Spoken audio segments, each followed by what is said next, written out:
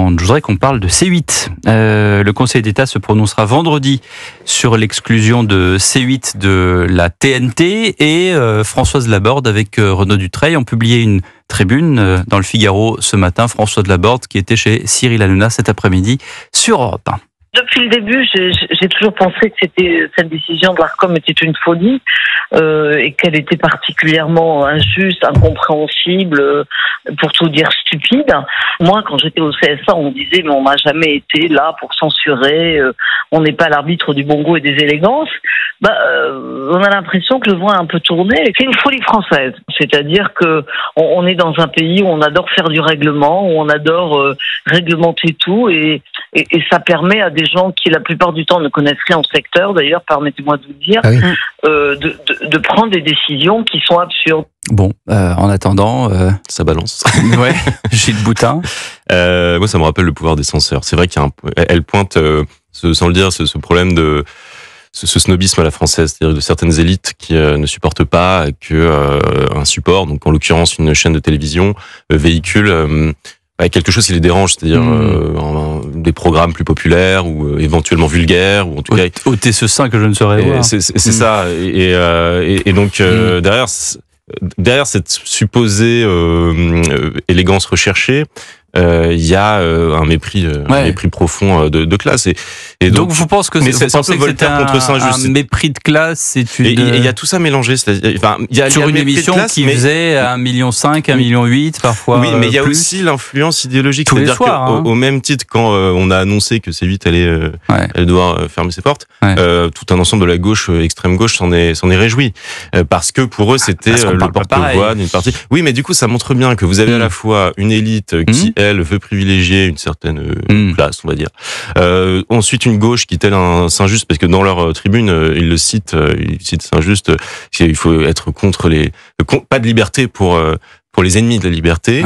Moi, ça me fait aussi penser à Voltaire, c'est-à-dire Voltaire qui disait je me battrai, je ne suis pas d'accord avec vous, mais je me battrai pour que vous puissiez dire ce que vous avez à dire. Justement, je crois que Jean-Michel n'est pas du tout d'accord. Moi, je suis pas d'accord avec vous. Moi, je pense, il faut dire les choses franchement, je pense que C8 paye pour CNews. Voilà.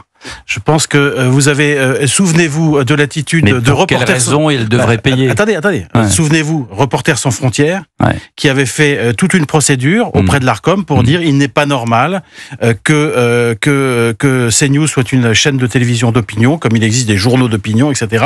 Alors, évidemment, le bon prétexte, c'est Hanouna, parce que c'est vrai qu'il a eu... il a fait quelques dérapages qui ont coûté un peu cher au groupe Bolloré, mais... Au bout du bout, si on regarde un petit peu les choses, moi j'ai quand même l'intime conviction que C8 paye pour CNews parce que vous avez toute une partie de l'intelligentsia, toute une partie des gens à Paris qui considèrent que il est impossible qu'une chaîne fasse de l'information d'opinion alors qu'il existe déjà un service public qui est finalement très très engagé politiquement. Donc mais c'est pas du tout une chaîne d'opinion. CNews. Si, c'est une chaîne d'opinion. C'est pas une chaîne d'opinion, c'est juste c'est une chaîne qui dit la vérité, qui dit les choses. Attendez, bien sûr, mais c'est une chaîne d'opinion et notamment depuis le 7 octobre. Non, mais c'est une chaîne d'opinion. Vous savez très bien que depuis le 7 octobre, il y a eu une accélération des choses parce que CNews, Europe 1, le JDD disaient les choses comme elles sont. Il y a un agresseur, il y a un agressé, il y a un groupe terroriste contre une démocratie. Et ça, évidemment, dans une certaine classe politique, on n'a pas voulu l'entendre. Et dans certains médias, notamment de services publics, on n'a pas voulu l'entendre. Au Monde, il y a eu récemment un mur de Gaza. On peut pas mettre de côté qu'il y a quand même toute une évidemment, part on dit c'est une chaîne d'opinion quand on n'est pas d'accord avec l'opinion de l'autre. Attendez, moi dans mon esprit, c'est pas une injure. Moi j'ai été l'un des dirigeants du Figaro pendant des années. Le Figaro est un journal d'opinion, c'est un journal qui a des idées, qui a des idées. Je dirais que c'est un journal qui a une ligne éditoriale, mais c'est la même chose. De là à dire, je suis pas d'accord. Il y a une part qui est accordée à l'opinion, il y a une part qui est accordée à l'actualité. Il y a une forme méprisante de dire que c'est un journal d'opinion. En tout cas, aujourd'hui, CNews, puisqu'on en parle, c'est la première chaîne d'information de France. Mais je pense que Jean-Michel est devant tous ses concurrents. Jean-Michel traduit la pensée de tous les contempteurs de CNews et de C8. J'entends bien, mais j'essaie quand même de rétablir les choses et de dire justement que Jean-Michel parle effectivement des détracteurs de CNews. Voilà.